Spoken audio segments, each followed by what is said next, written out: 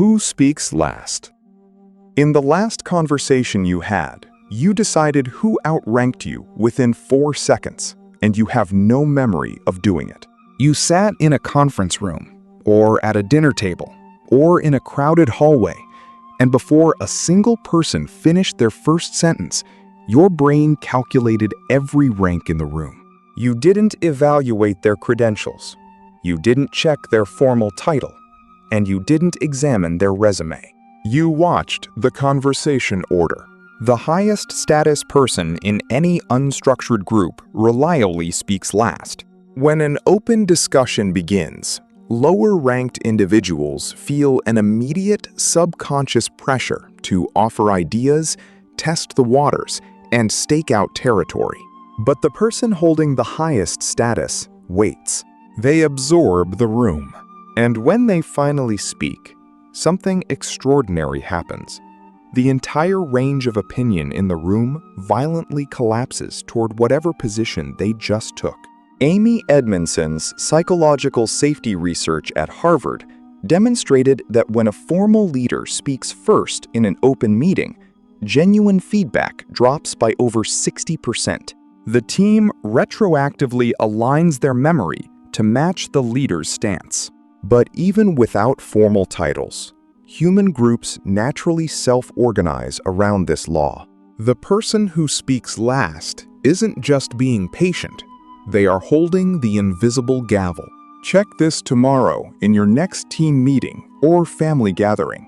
Notice who jumps in first to fill the silence, and watch who waits until the end to deliver the final word. Pay close attention to how everyone else's posture instantly shifts the moment that final person begins to speak. But what happens when someone attempts to take the floor out of turn? The room doesn't just listen. It aggressively enforces the boundary through another unspoken rule. Interruption Asymmetry. You are standing in a circle of 5 colleagues, listening to a detailed explanation about a project deadline. Suddenly, someone steps in, cuts the speaker off mid-sentence, and redirects the conversation to an entirely different topic. You assume the interrupter is simply rude, unpolished, or lacking basic social manners. But if you analyze the tape, you will see a chilling mathematical pattern. Interruptions in human communication do not occur at random.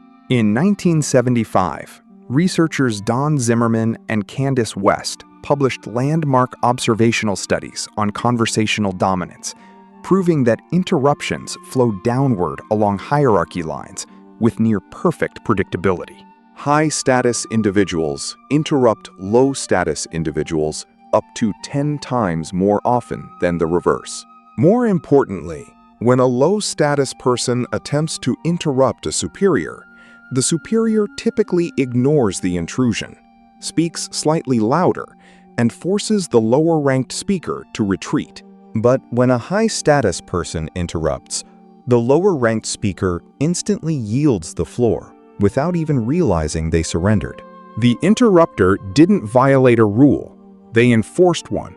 Who is allowed to cut whom off maps the actual power structure of a room far more accurately than an organizational chart ever could.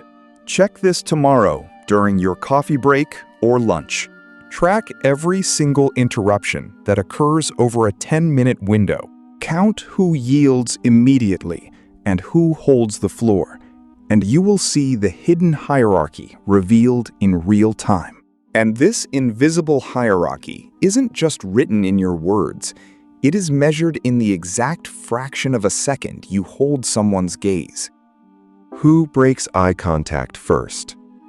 You walk down a long hallway toward a colleague walking in the opposite direction. Your eyes lock. For 3 brief seconds, neither of you looks away. A subtle, subconscious tension rises in your chest. Then, one of you blinks, drops their gaze downward to the floor, or turns their head toward the wall. You tell yourself it was just an accidental glance, but your limbic system knows better. Sustained mutual eye contact between primates is an implicit challenge. In social psychology, researchers John Dovidio and Steve Ellyson established the visual dominance ratio to measure how status manifests in eye contact. High-status individuals maintain visual contact while they are speaking to you, but look away while you are speaking to them. Low-status individuals do the exact opposite. They stare intently while listening, but break eye contact while speaking.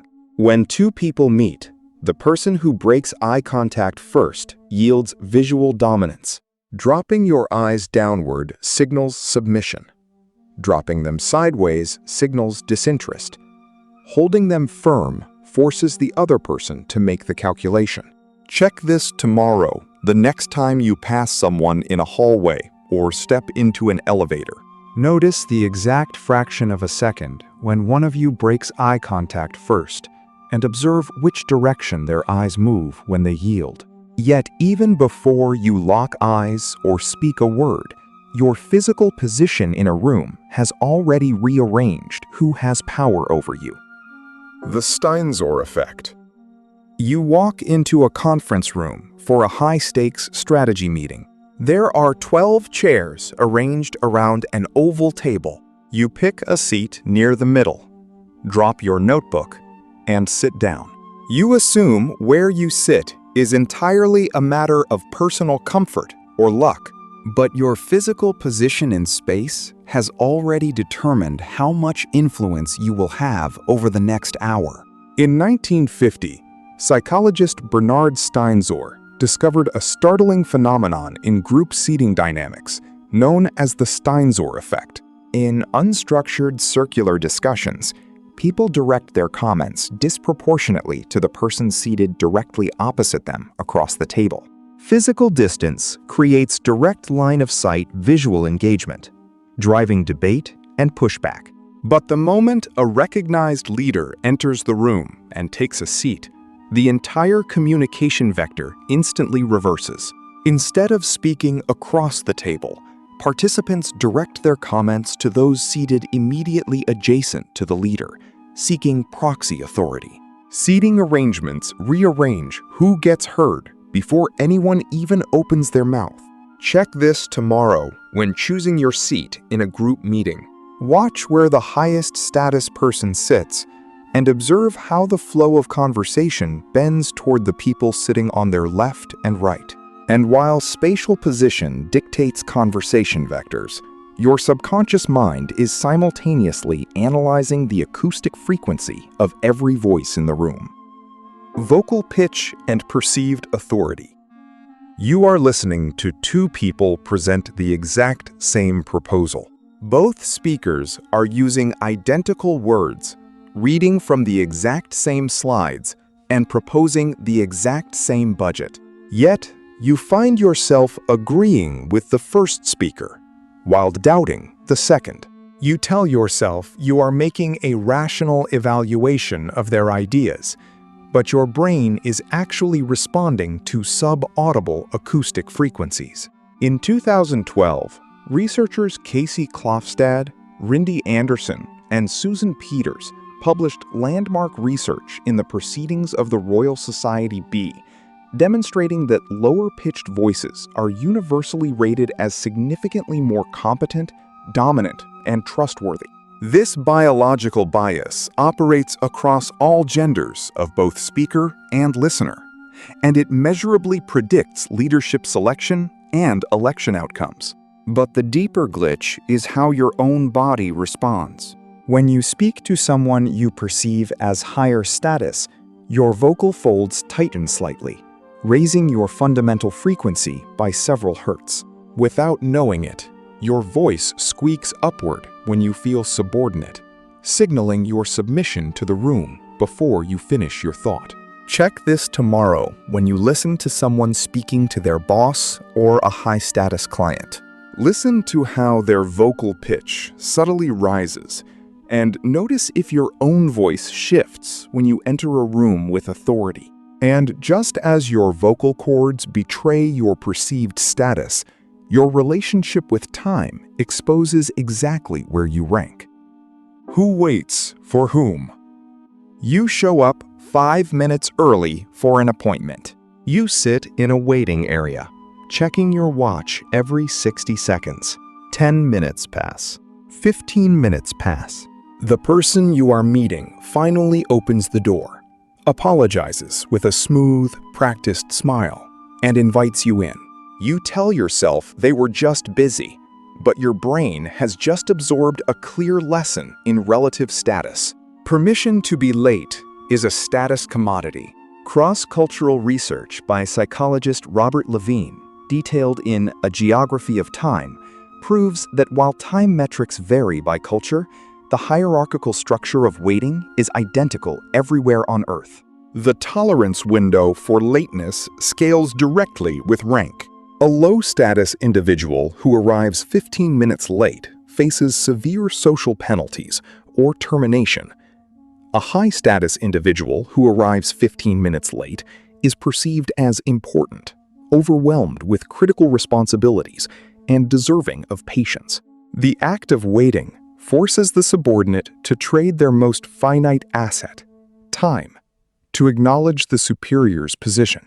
Check this tomorrow by observing who in your office or social circle is allowed to be 5 minutes late without consequences, and count how many minutes you are willing to wait for different people in your life. And as you wait, your body quietly begins copying the physical posture of the person holding power over the room. The Chameleon Effect. You are standing at a networking event, talking to someone you deeply respect. Halfway through the conversation, you cross your arms. A few seconds later, you glance over and notice the other person has also crossed their arms. Or perhaps they lean against a pillar, and without thinking, you lean against the pillar too. You assume this is just random physical alignment, but your subconscious mind is actively executing an ancient social survival script.